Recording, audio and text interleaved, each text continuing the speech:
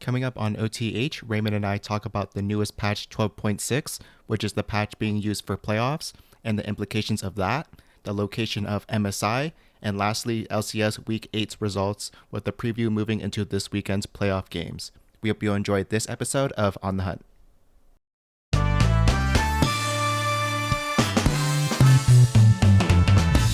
Welcome, everybody, to episode 51 of On the Hunt, a League of Legends podcast.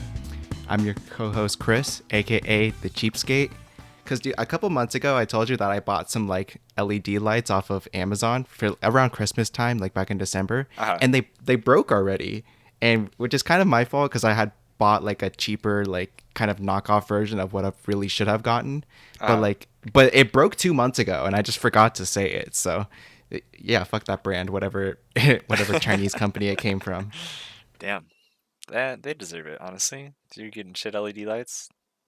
Yeah, and I like them too. So unfortunately, I might give it a go again whenever I'm feeling open to it. I just got to recover from this letdown for a bit. Got to get over your relationship trauma, the breakup trauma with your lights. I get it. The colorful light, the RGB lighting, breakup.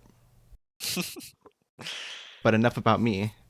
We're here for League of Legends with our co-host over here, named Raymond. How are you doing, man? I'm doing good, dude. Just been doing my thing. Normal week for me. Nothing crazy. All right, dude. I was thinking, what are your plans for living alone? Is that eventually or never? Eventually. Yeah, I think eventually it's gonna happen. I mean, never is definitely not the play, I think. I don't know. I guess at this point, I'm not sure. I don't want to live at home anymore. That's for sure. Oh, really? Okay. Yeah. Just I'm I don't know. I just feel cooped up. I'm a little bored. But would you want to live down the street or anything, or at least in the same city? I'd live nearby, but I wouldn't live in the same city. I'd move to LA proper or something of the sort. Ooh, okay. Yeah, but we'll see. But you would move to LA with so you wouldn't want to go somewhere as a remote worker. You wouldn't want to go somewhere where they have lower cost of living or something like that. I don't think so. I feel like at this point, for me, I don't have a reason to just go somewhere else and save money. You know, I don't need to. I don't want to live in Oklahoma and just pay $1,200. For a year's worth of a house or something. Okay. I'd rather you want to be where the action's at. Yeah, I'm 26. I'd rather live some of my 20s in a happening place. I feel like that hasn't got to happen, That hit me. I won't be 26 for much longer. Yeah, dude. How's it feel to be fucking old? Yeah, we're getting old over here, and so are our hands. True. Yeah, pretty true.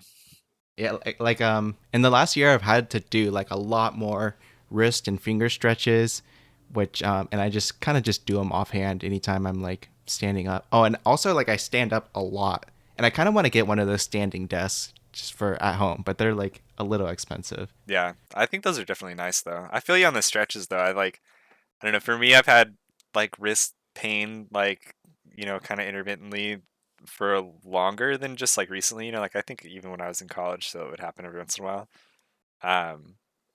But it goes. It's just on and off for me, kind of. It might happen for a month or two, a year, maybe I want to say, where it is really kind of consistently annoying, and then I probably get back into stretching, or I just am not hardcore gaming as much, or whatever it is, and then it goes away.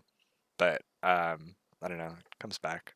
I just either the stretching routine, I fall off of it or something, or something else happens. I don't know.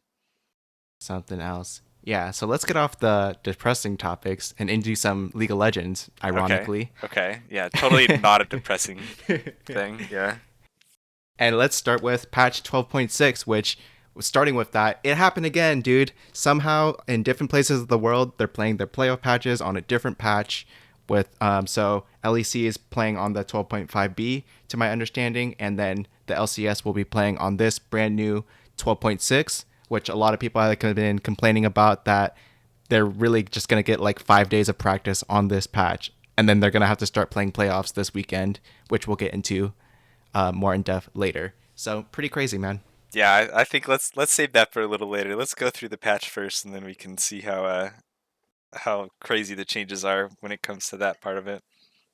Okay, yeah, so it's actually a relatively small patch. Like literally, there's more skins than adjustments to champions. Um, so only 6 champions get touched in a way. Nerfs to Hecarim and Tryndamere, and then some buffs to Azir, Darius, Jax, and Nidalee, and then some changes to Alawi and Rengar and Adam, whatever. I do want to start with the Tryndamere change because we have been seeing him a lot this season, kind of starting a little bit before Worlds and then a lot more this season, especially in the LCS. So I wanted to start with him because there will be a sizable nerf to his ultimate, 20 seconds off level 1, and then 10 seconds off the rank 2 of his ulti. Pretty notable moving into playoffs. Yeah, I think it's not insignificant. I think it's especially worth pointing out for Trin too, because I think a lot of people, when you play Tryndamere, you don't even level your ulti past level 1, because like your other abilities are usually more powerful. You don't get any duration changes or anything to your ulti. It's just before That's it some was, dark tech, dude. I didn't yeah, know that actually. but before it's just 10 seconds per rank off the cooldown, and more than likely your Tryndamere, you can do whatever the fuck you want to stall 10 seconds before you get in a fight with your ulti. Like you get to pick and choose fights a lot of the time. So I think that this will be, it's definitely targeting the 1 point wonder build of it, which takes them down at other points.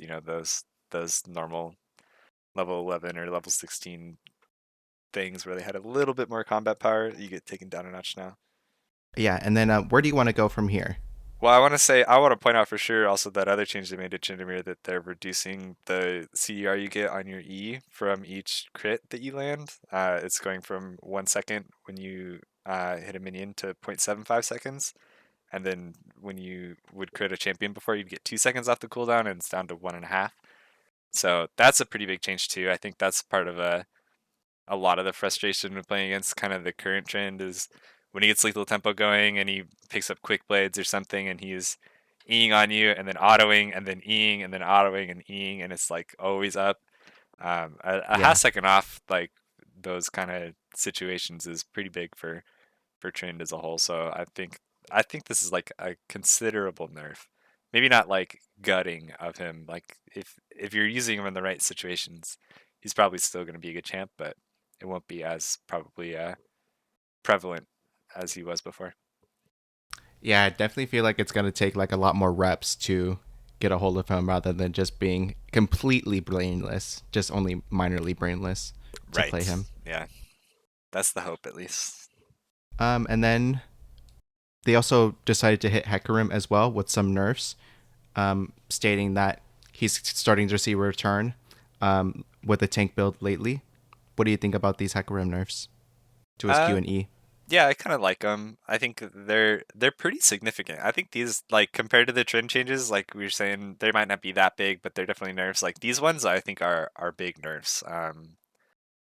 Like they're taking a whole lot of base damages off. It's like 28 on your rank 5 Q. You get 28 less base damage, which on an ability that you spam on like a 1 second CD in fights, like that's a whole lot less damage, at your early levels, and then later on, especially for if you're building tank on the champ.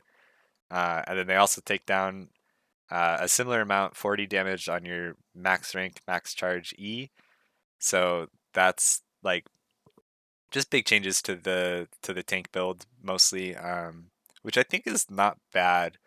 I don't like. I'm surprised. I think I saw LS talk about this on Twitter and say like that this is like a big nerf to Hecarim overall. Like it's kind of gutting him from pro play. Um, but I think I'm surprised that the tank build is still like the prevalent build for Heck and pro play. Like I think there's a lot of merit to like Triforce or like Stride Breaker or some weird bruiser builds, and going Conqueror over the like Chem Tank, Phase Rush, Engage builds. That's part of the farm jungler versus gank jungler, debate probably too. But I think I think there's a lot more that you could get away with if you build like damage heck, and I don't think this affects that too much because you still have the ratios in place that were there before. For sure. Were there any other of the champion changes that interest you? Um, I don't know. There are a couple little ones here. I think like the what's it called? The Darius change is like a little interesting to me. They're upping the damage on his ulti, like the base damage on his ulti, which like I don't think it's a pro focus change at all. Like Darius isn't a pro champ usually, but I think that it could be something that people play. Like there was a little bit of Darius that popped up last year. I remember in like the LEC between like Adam and Broken Blade playing it in playoffs. I remember, and he's a pretty good counter to like tank, like super tank champs, because you can just stack your passive off tanks.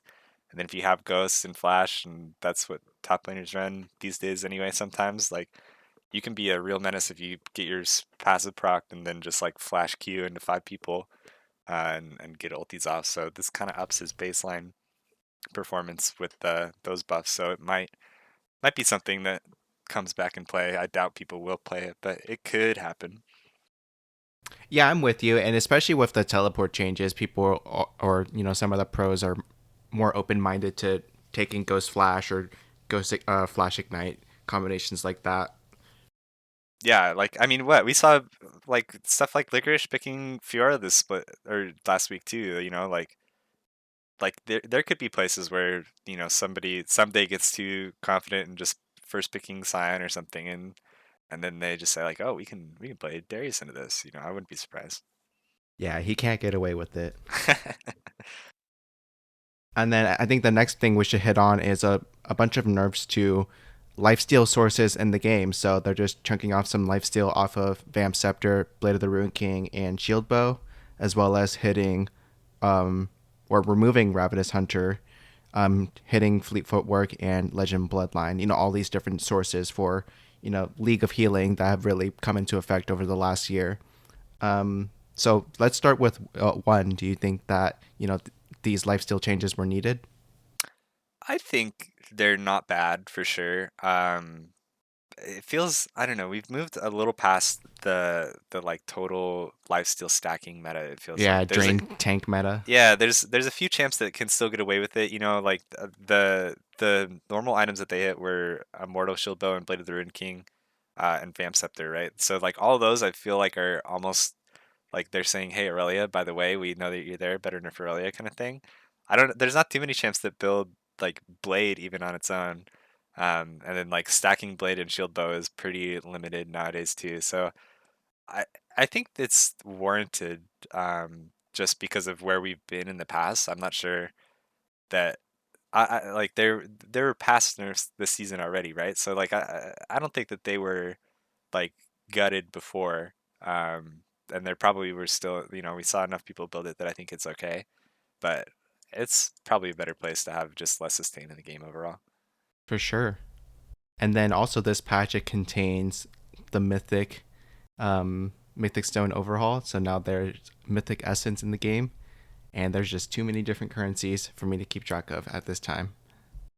Hey, if it makes it any easier for you, this means now there's not gemstones and prestige points. So technically, there's only one currency where there was two before. So I don't know. Does All that right, help? just can you give me the rundown? Is my Prestige Kaisa worth more all of a sudden? Uh, I would say it's not worth more, but if you didn't have it before, you'd have to pay more to get it now. So I guess kind of. I mean, like, yeah, I guess kind of. Oh, okay. Do I get any special borders or some sort of signifier that were OG? I don't think so. I think they're changing it now that when new ones come out, like if when they have like the points for an event and you can unlock the one prestige skin like out of that event, right? I think that those you get a like special border if you buy it during the event now, because it's not going to just like show up in the prestige shop later. Um, Makes sense. yeah, so there's in the future you'll have a nice little bonus flare. Yeah. What I just want to say, I'm all for give giving people the ability to have skins. Like I don't really want skins to be locked behind some sort of content or yearly thing. For example, I remember like the season 2 championship ribbon was like not possible to get after season 2, and then they suddenly just like re-released it in season 9. And I know that probably makes like OG holders of the ribbon skin like feel bad, and I'm sure that they gave them some sort of like compensation border or signifier like that. But if people want that skin, then let them buy it. Like, it's free money. I don't the That's just the business person in me, I suppose. And same thing with like, PAX TF or Sivir, like just release it again, dude. Just we're like, even if it is like, like the McRib, let's like put it on sale like for 10 days once a year or something like that. Just let people buy it, and like that's cool if it's limited edition or something, but like especially because that was probably some of the better skins for those champions for a long time. Maybe not anymore. But yeah, let the Yeah, people be. I'm kind of with you. I think I don't know. I think I'm probably more on the side, I guess, of having the exclusive skins are pretty cool. I I think yeah, I guess I don't know. It's a little different with those ones where it's like tied to particular events or something. And nowadays they don't really do that anymore. It's just like the like in-game event sort of things that are unlocking them. Um, but I'm kind of excited. It seems like they're making these like prestige or the mythic shop skins like better. Like I feel like before prestige skins were, like it's kind of like the gold chroma memes. It's like not that different from Yeah. everything like the normal skin that you would have bought. And now like the way that this like I think this first one, the Ashen Knight Pike, like looks super cool. And if they keep like all these like mythic level skins as cool as that one, then I'm down for this going forward. All right. And then lastly, we can cover some skins coming out in this patch as well. So we have Battle Bunny Prime Riven, Battle Bunny Misfortune, Battle Bat Vayne, and Battle Wolf Silas, Battle Cat Jinx, Prestige Battle Cat Jinx, and yeah, the Ashen Knight Pike. And so I don't know if they're short on cash or something because these all look like they're gonna sell out like hotcakes, my man. Yeah, it's true. I mean, yeah, I don't know. I Do you like a lot of these skins? I feel like the Battle Bunny Ribbon skin, like the OG one, is like kind of fun. Like it's a fun concept, and I liked. I think I have that Ribbon skin, and I don't even fucking play Ribbon. Um, Yeah. but like these ones, I'm like not as interested in, to be honest. Like I think the idea is cool. Like if you said it was like, oh, they're gonna make Battle Bunny, but like cyberpunk kind of then like maybe that's cool. But I'm looking at the skins now, and I'm not like that interested in any of them. Yeah, I would say the Riven and Misfortune ones in particular are not very exciting just because Misfortune already has some pretty cool skins with the gun one, Gun Goddess, and I feel like she has another good like 1350 or 1820 skin that is pretty popular. Yeah, she's got Um, like the Halloween one, the Bewitching one. That's pretty nice and has a oh yeah, prestige. the Bewitching Prestige. Yeah, so she already has like 3 to 4 skins that are pretty sick for her. And then the Battle Bunny Ribbon one, that one is weird just because there is an existing concept of it. So if this one is like cooler than that by combining a little bit of project or not project, a little bit of what's the video game one? Arcade. Arcade, a little bit of arcade with the original Battle Bunny. I'm sure this one is going to be cool, but I'm just not hyped for it. And maybe I would have to like, see the effects in game or something like that to get a feel for it. The only other thing is I would assume that this is going to have some pretty nice chromas as well, which, scrolling down into the patch notes, it does look like it. And Yeah. actually, nope, I'm not feeling it. I don't like it. Yeah, All right, never. I take that's how back I feel. everything I said. But this, but the Silas one, I do think that one was probably.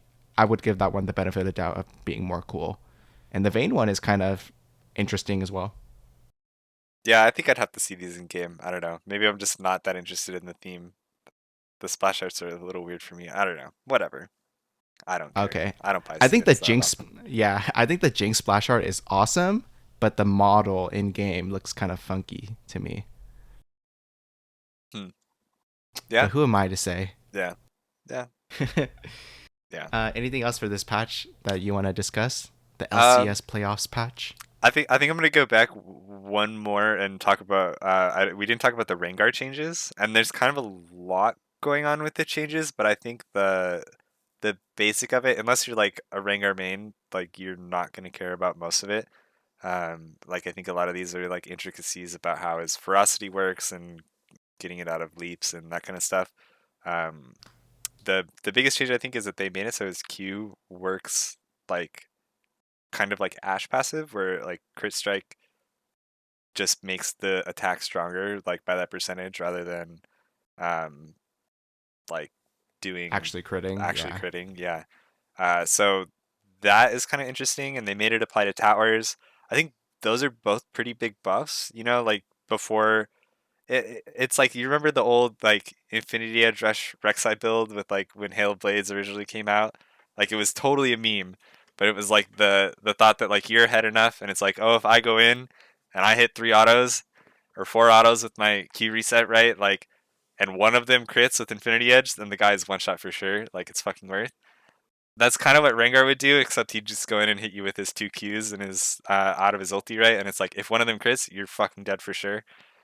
I'm interested to see how fucking broken this is. That's what I think. I don't know. It's gonna fuck up solo queue or normal games. Like people are gonna build Rengar. I think that the other changes, if you don't like, you can read them if you know what Rengar does. I would you like you'll be able to understand what's going on, or like how Rengar like tries to clear his jungle or uses his full combos, like that kind of stuff. They've changed probably how that works, but I think that the Q change is just gonna make him a lot more annoying to play against because he's just gonna have like ringers are gonna go for these stupid crit builds and build Essence Reaver or whatever, and it's just gonna do more damage consistently.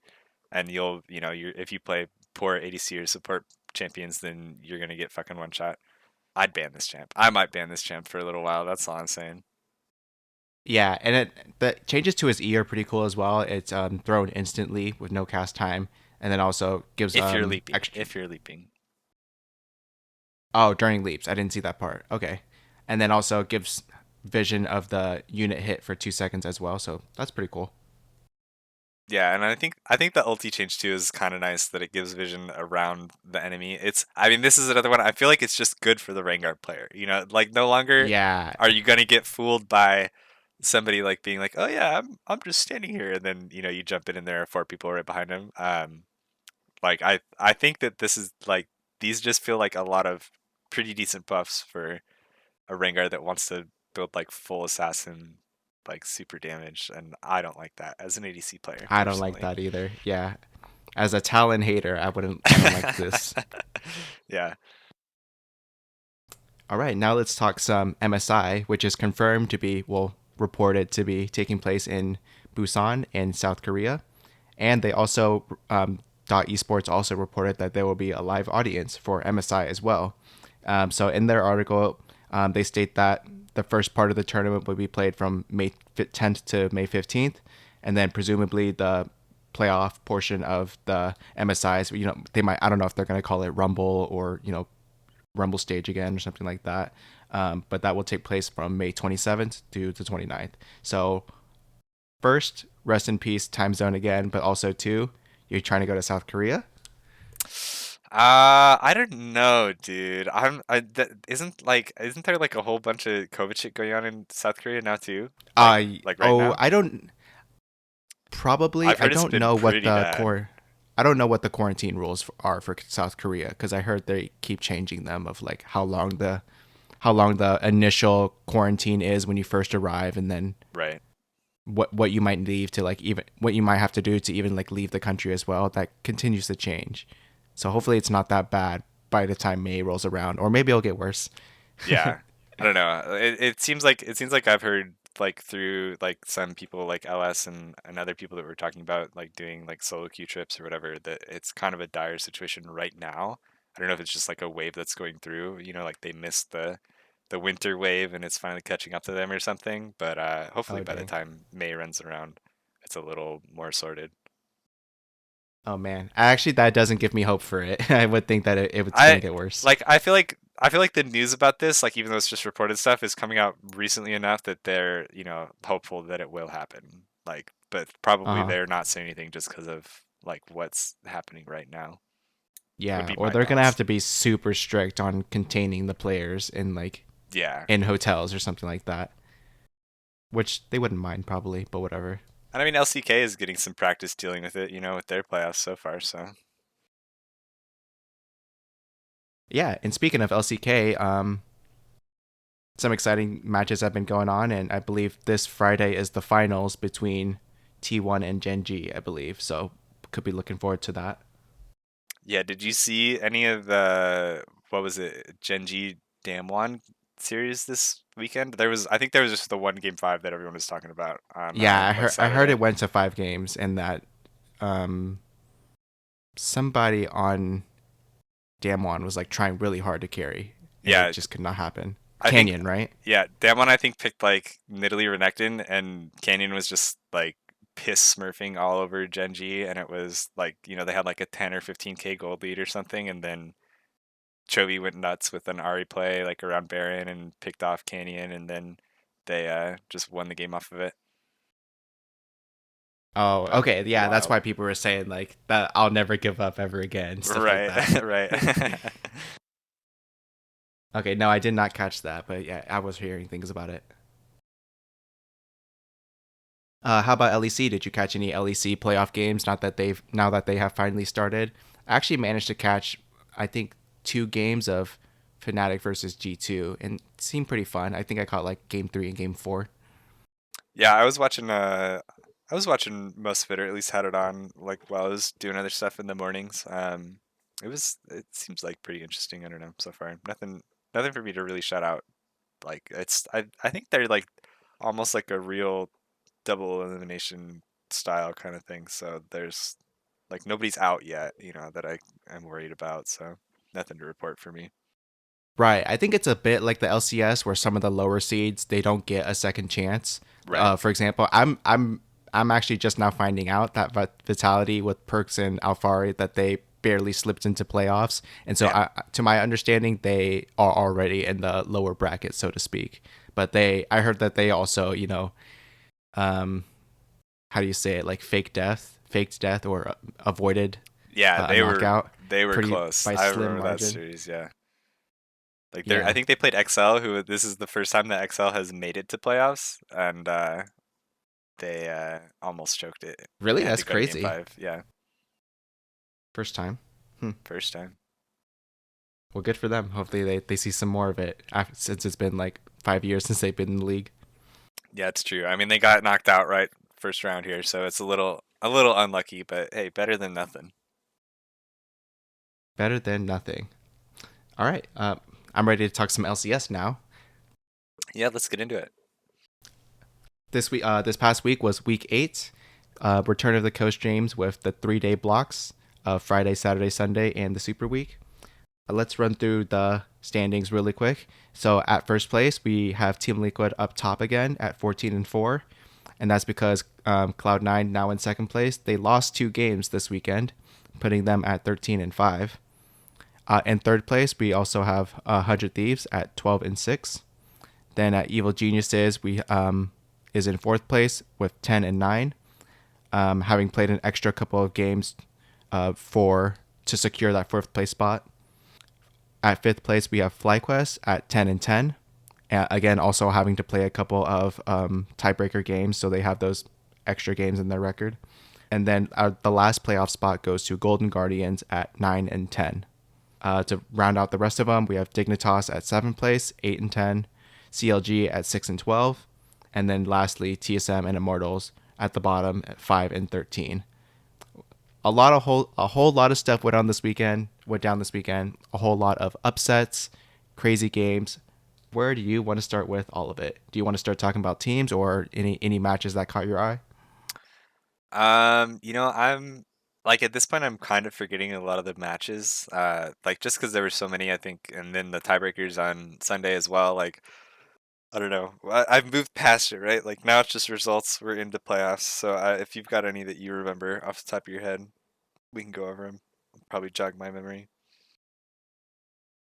Yeah, not too much for me. Just I want to talk about Dignitas for a little bit. I'm kind of surprised that they ended up not making playoffs, especially because we a lot of people were just raving about how well Biofrost was doing early on into the split, or really across the whole split. People have been raving about him and his return to the LCS. But then also, I remember a lot of games where Fake God was getting slammed, and so I'm not too Yeah. surprised that they're outside of playoffs. But you know, about halfway through, we're talking about is FlyQuest a fake top team, and really we should have been asking that about Dignitas as well, I suppose. Um, so just kind of a shame that they ended up not slipping into the top six here for the spring split. Yeah, it is pretty rough. I think it is like looking back, I think you kind of could have seen it coming going into this week. I think a lot of people talked about they had the toughest schedule of the whole Super Week. They played TL, C9, and 100 Thieves, Yeah. and like they lost all but one of those games. So like that's tough. I mean, it's like technically in your hands, right, to not miss playoffs because of that, but like just a tough week to have to deal with. Um, I don't know, but yeah, I'm kind of with you. I feel like they were such a promising team, and like you did have those spurs of like, damn, Biofrost is looking like really good and making like their bot lane look really good in general. River was, kind of going nuts at the beginning of the season and had some moments for the other games, but yeah, just like you said, I think the Fake God situation, if there's a better way to say it, probably cost them more games than they, could deal with, and when it comes down to it. So, but I don't know. I don't think that team didn't feel like bad for me. It just felt like you lost a couple games. That's how it goes. Yeah, and really, that whole 4 to 6 chunk is really close as well. So speaking of that chunk, two people from that chunk did manage to beat Cloud9 this weekend. Um, Actually, really just FlyQuest had a victory over Cloud9, and then 100 Thieves beat them as well. Maybe that one is not as surprising. But really, yeah, I guess surprised to see FlyQuest take an upset victory over Cloud9, in addition to just a whole bunch of other teams beating people above them in the standings throughout Friday and Saturday. Yeah, yeah, I agree. I think FlyQuest. I felt like they had a really good Super Week in my opinion. I mean, they didn't win all their games, right? But they beat TL. Uh, or no, that was the week before. Sorry, they like the tiebreaker situation for them was like kind of wild. They played C9 that day. They beat C9 to make it into the tiebreakers kind of, and then they had to play Golden Guardians and then the game against EG back to back. I feel like for them to come out in fifth place there when losing that game to C9 would have just left you like in a solid sixth kind of situation is a pretty good outcome for them in the Super Week. I feel pretty high on FlyQuest going into the playoffs relative to their positioning, I guess I would say. Yeah, and so I guess with that, are you happy about the 6 playoff teams that we have pretty much confirmed, which would be Team Liquid, Cloud9, 100 Thieves, Evil Geniuses, FlyQuest, and Golden Guardians? Yeah, I think so. I think like looking at the four teams that missed it, right? Like being Dignitas, CLG, TSM, Immortals. Like there's really nobody there that I think is saying like, shit, we're so much obviously better than any of those teams in the six. There's the case for Dignitas, but like we said, they're only that one game out. They showed promising moments throughout the split, but I don't know. Like I don't think they're that much different of a team than Golden Guardians or FlyQuest or Evil Geniuses that like they like should be there. Like they were robbed or anything. I feel like this top six is pretty representative of top six.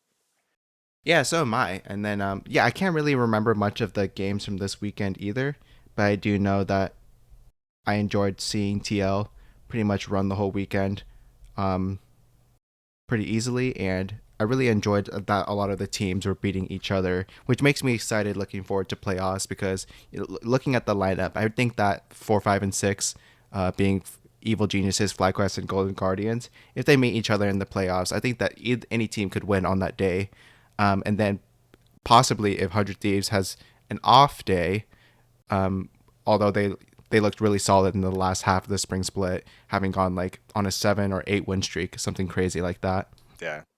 Um, maybe they're a tier above the fourth through sixth place teams. I don't think 4, 5, and 6 could beat Team Liquid or Cloud9 in a best of 5. However, I think it could be fun to see them play against each other because it could be a gamble on how the teams are preparing for each other. Yeah, I think probably the only question mark for me at this point is like how some of these teams are going to show up in best of fives. Like I think we are kind of at that point where it's like TLC9 looked good enough during spring split that I'm I'm taking them as heavy favorites in this like playoffs. But if, EG being a young team, like if they have some wacky shit prepped for best of fives or they're good at, specifically TL prep or something, I wouldn't be surprised to see that match go kind of wild. 100 Thieves just beat C9 this week, like they've got kind of the mental edge, the momentum going into the best of fives too. But yeah, I don't know. I don't think to me it doesn't seem you're right. I don't think like I see FlyQuest or Golden Guardians like and none of those teams are going to be favored over the top two in these playoff matches. Yeah, um, I just I do think 100 Thieves could be a dark horse moving into playoffs, but Yeah, at the I'm also third not. seed as the defending champs, like that's your dark Yeah, horse bet. I know, right? But I'm still not completely sold on them. But I'm not worried anymore, like I was before. Right. Yeah, that's a good call. Um, are you worried about like C9 at all? Being like they dropped 2 games in this last week? I know that Nah, I that's kind think of been a they're just question. I saw trolling. a lot of people talking Yeah, to him. Yeah. I think they're just trolling. But I think, I think they did need a slap on the wrist, so to speak. So, unfortunately, I'm sad to say that this is a good thing for them, Copium, Right. because I think they probably did need something like that of like, okay, you need to stop blind picking these picks, or hey, you need to stop doing like giving yourself so much leeway when it comes to like playing poorly in the early game, especially for Summit, just like randomly making mistakes and so Yeah. in like every once in a while, like if this can help him like tighten up his gameplay, not just for him but for everyone on the team, then hopefully they can have some really solid performances in the playoffs. Yeah, I feel like I'm with you. I feel like that's kind of a double-edged sword whenever like if it's the players saying like, "Oh, we needed this as a wake up call," like when I see that like from Fudge interviews or whatever, I'm like, "Look, guy, I don't think you're wrong, but also I'm not sure that that's the mentality you should have after you've lost the game." Like if you're I don't know, like it just feels like a weird way to say like, "Yeah, we lost," and but I'm, like it wasn't actually a loss, right? Like I won my lane. Like come on, guys. Like it's not that bad that I lost the 20 LP or whatever, right? Like I think I think there's merit to the argument, right? Like you see that there are cracks in your armor. You're not going to go into this playoffs thinking like, oh yeah, we can just pick whatever the fuck we want and win a best of five. But I I don't know. I've seen teams like get overconfident like that and then bomb out in a first round match because like that's the mental you have going into it. So I think that matchup will be tough for C9. That's probably most of what I'd say is that they're going straight into 100 Thieves who just beat them, and Yeah, just beat them. and they're coming off of like maybe we're not as good as we thought. You lost your chance at first place. It could be That's a the big real shame. situation. Yeah. Yeah, I think it's a real shame that they lost the first seed. To my understanding, the first seed did get to pick their opponent out of the third or the fourth place seed. To my understanding, Oh, so yeah. I didn't know. because I wasn't sure if it was auto seeded or not. I think I was listening to the actually no, because I was listening to the interview after EG's tiebreaker game with Impact, and I can't remember if they I think said they it's automatically seeded. I think they did say that it was auto because I think Impact thought it was like you get picked and he was like, "Oh, really? They already decided?" And the Tigers was just like, "No, that's like I think it's just you just one seed plays the four." And he's like, "Oh, okay, yeah, then TL." Oh, okay, yeah, no, yeah, then that's stupid that I'm remembering the interview like wrong then. Okay, well, never mind then. But yeah, they just like they had control of the first seed for 2 weeks straight, and then lost it this weekend, Yeah. losing 2 of their games. Which is, I guess, it's not a big deal. You're still in the upper bracket, and you get that double elimination kind of style tournament. Yeah, I think it doesn't sound like a big deal until, if 100 Thieves beats them, and then you'll be like, oh man, I wish we had just played EG. It would have been so easy. Like Yeah. that's going to be when it comes back to bottom when they have to go into a lower bracket. Even they're still going to be favored in lower bracket. Like if I think no matter who loses in that match, like they'll be the ones coming into losers finals or whatever. But like you don't want to be in that situation in the first place. Yeah, so we're already talking about playoffs now. Was there anything else you wanted to mention about week 8? I think I'll just say that I'm disappointed that the CLG Miracle Run didn't happen. I think as anybody that was watching, the broadcast was having all these like mad situations of like this is how Immortals and TSM can still make it into the playoffs, and like I was hoping that one of those would happen, but it wasn't. I mean, it was just never gonna happen. They Yeah, both just both of those bombed out right away. so many Um, crazy things. yeah, but CLG, I felt like that team seemed more to me like they had a chance to make that run, like they were coming into form and could figure out, like a 3-0 super week that would get them into playoffs. And they had a lot better like scenarios where they would win out and or win a couple games and other teams lose and you'd be in a tiebreaker situation, and it just didn't pan out.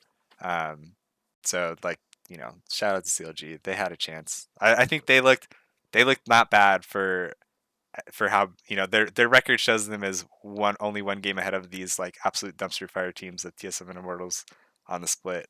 Um, but I think they're like if you're the GM of that team, after what you did going into the season, I think it's a acceptable outcome. Yeah, for sure. Okay, so now let's dive into the playoff bracket for the 2022 LCS Spring Split. So you're already stating right off the bat, this Saturday is when they're going to start playing playoffs, 5 days into the patch. And so it starts with Cloud9 versus 100 Thieves on Saturday, and then TL versus EG on Sunday, April 3rd. So let's start with Cloud9 versus 100 Thieves for a little preview. How do you see this matchup going? Yeah, dude. I'm thinking. I think it's C9 favored, but I think it's probably only like a 60-40 matchup. It'll probably be something like 3-1 C9. But I wouldn't be surprised to see 100 Thieves like flip it on them. I don't know. Just they looked a little bit more solid going to at the end of the regular season, and C9 looked a lot more shaky. Um, I think I think that 100 Thieves probably has the better bot lane on most days. If they kind of can sort out their inconsistency issues and or have a good read on the meta or whatever it is. And if Summit doesn't get back to like his like earlier split form, just like not these last 2 weeks form, then I think it's like a pretty good chance for Under Thieves to take these situations. But it'll be a Yeah, good match. I don't know. I'm with you. I think it's going to be a good match. I definitely think it's not going to be I don't think either team is going to win 0 games. I think definitely both have a chance to end up being the victor out of it, and I would lean towards C9 just because we've seen a lot more higher highs out of them throughout the season, and it seems to be they're kind of meta with regards to this being the time of year for Blabber to pop off, and Yeah. then really just they're able to play around Summit, and even if the rest of the situation in the game looks a little dire at times. Yeah, I wonder. I really do wonder at this point. This is the like is the LS way, still in the team at all? I'm excited to see how like Max Waldo and the team drafts for playoffs, like in a best of five scenario, because like that was the first 2 weeks where we're getting wacky picks and everything. Like I feel like that's just a taste of like what a real best of five where you have like the super prep, you're seeing what drafts the other team wants to play in real time, and if you have counters you can pull them out like in like after a game you can say, oh, we should have done this and that, and you can just bring it out in the very next game. Like I want to see that come out from C9. But I feel like if they just play standard and like lose a game or something against Hundred Thieves like early on, like one or two, I can easily see this being just like tipped into Hundred Thieves' favor in terms of momentum, and they take it from there. Yeah, I'm definitely excited about this series, and probably going to be one of the most closest ones in the whole playoffs. if I had to, bet on it. Yeah, at least in the upper bracket for sure. I would say maybe that first round of lower bracket matches we get some wacky like close games just because it's fiestas, but definitely in the upper bracket and finals, I think it'll be the close ones here. Let's get on to TL versus EG, which is first versus fourth seed. And while I heavily favor Team Liquid here, I would also say that both of these are not perfect teams. And I think it's possible that EG could take a game or two, but I would find that it is unlikely to take 3 games in a whole series Yeah, from Team yeah, Liquid. So that's where I'm at with this is that for sure at the end of the day, I'm calling Team Liquid 100% of the time with the information that I have. right. But Yeah, I don't know if how confident I would be to call it a 3-0. I kind of want, again, I want TL to drop some games to get better or improve or see what they can or cannot do either with the draft or with their gameplay, stuff like that, and really just tighten it up as they move forward to probably play the winner of C9 versus 100 Thieves. yeah. I think I don't know. I think I'm ready to say the 3-0 for TL. But you're right on like they'll need to show some improvement. I think to be the true tournament favorites like continuing out of this match. But I think in the matchup against EG, it just feels so like heavily favored to them that I don't know. I really don't see EG winning a game unless they have like some spicy cheese or like like either a cheese pick or like some high variance like invade or matchup that they want to prioritize. Like there's the world where Jojo PN just like totally gaps Bjergsen in the mid lane, right? And then that's how they get a dub. But I don't see it being consistent enough to win a series at all. Yeah, I don't see them being consistent enough to be able to do that either. And they just haven't shown that to me throughout the split is the problem for Yeah, me. yeah, I'm with you. All right. Is there anything else you wanted to talk about for the playoffs? I don't think so. I mean, I mean, those are only 2 matches right before we like. It's kind of a long week or bracket, huh? 4 different Yeah, weeks. the three across 20 days. Yeah. Okay. Oh, right. Yeah. 20. Yeah. Okay. Yeah. I don't know. Do you want to talk about the patch thing? I guess I I feel like I'm the fact that they're playing this playoffs patch, it's only 2 days or whatever after it hits live that they're seeing it on in playoffs. That part feels weird to me, but other than these teams that have to play upper bracket this weekend, right? I think the rest of the way it is like totally fine. Like Yeah, I I'm with you. I don't think it's that big of a deal. And having looked at the patch notes, it's like some life deal changes, which you can adjust to in a day or two. And then the really, I would say the meta champions affected by this is Tryndamere for sure. I mean, that one does feel bad, but again, you can definitely adjust to that in 2 or 3 days. yeah, Whether it's through playing champions queue or playing through scrims or doing 1v1s. 1v1s might not be, an adequate display of the nerf to his ulti, or even like the mid game changes to his E cooldown with the crits, right. and then maybe the Jax change or Jax buff has some merit or effect, but yeah, really, other than that, it's just Tryndamere and the lifesteal changes from what I could tell. I doubt people are going to start like practicing Azir like right now, or that it's worthwhile to start picking that up and practicing it, see if it's any good at this time. Yeah, I'm kind of with you. I think the only one I think the biggest point is like the the Rengar changes might be like there's a team or two that decides like this Rengar change is broken and we're gonna spam Rengar, and if like I guarantee that first Golden Guardians match, because Pride Stalker is like actually used to be a Rengar one trick, he's gonna have Rengar banned in every single game. But Oh, okay. I didn't even like think about that. I think that's probably the only case where like this patch really matters for the playoffs. And then But like the other, if I hear a whole bunch more complaining like about the like the timing of it all, I think it's way more like this is the better option than playing 12.5B for another 4 weeks. Like like Definitely. you played the last 2 weeks or the last week on it, right? Like it was already like 12.5 was a long ass patch cycle. If we had to see the same patch throughout all of playoffs, and then it's going to be 2 or 3 patches later, before, or 4 or 5 patches later before like you get to MSI, and like then that patch is on a new one, and we'd have the same people complaining like, man, we've played on this old fucking 2 month old patch, like, and now we have to play MSI when these other teams have been, screaming or whatever. I don't know. Like, somebody would have complained, right? LCK finishes their playoffs this weekend, and somebody would have said, LCK's gotten to scrim on the live patches as it's progressed, and we've been stuck. Like this shit's gonna happen no matter what.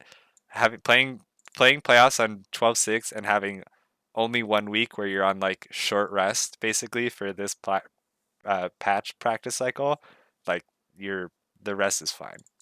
Everybody's on the even playing field at least, for your upper bracket match. And I don't know, if you get cheesed by some like tiny change from this patch like in day one, then I don't know, you deserve it probably. Yeah, the timing is not ideal, at least just for the teams that played this weekend. But also, I think I would not have minded, from a technically competitive aspect of just having them play on the same 12.5 patch for a month and a half. I'm not opposed to that either, actually, just because like, okay, now we can see the best out of teams. That's how that plays out in my head. Yeah. But yeah, eventually they're gonna play on a whole different set of patches for MSI. Hopefully it's not too different like last year where like all of a sudden we're starting to see like Talon and Rumble just be pulled out of nowhere. And Morgana, I think, as well. Right. Yeah. I guess we have no idea what they're going to change in these patches. There's probably going to be somebody. Bard Jungle is going to be the new thing. His chimes do 400% damage to camps. That'd be, they got to do something like that. That'd be awesome. And you're just sliding through walls. Yes. We'll see though. I don't know. I doubt that anything's going to actually matter. Besides, I think the Rengar thing might happen. That's the only one where I think a champ could really be pushed in or out of the meta from these changes. So I don't know. It'll be fine. All right, and that's going to be it for episode 51 of On the Hunt, a League of Legends podcast. I hope you enjoyed it, and if you did, be sure to subscribe to our podcast on the service that you're listening to us on if you haven't already. We'd also appreciate it if you would give us a like to show us some support, but I don't really pay attention to any of that anymore anyways. It's all for the love of the game. That's what we're here for. And that's pretty much it. We'll see you all next week for another episode of On the Hunt.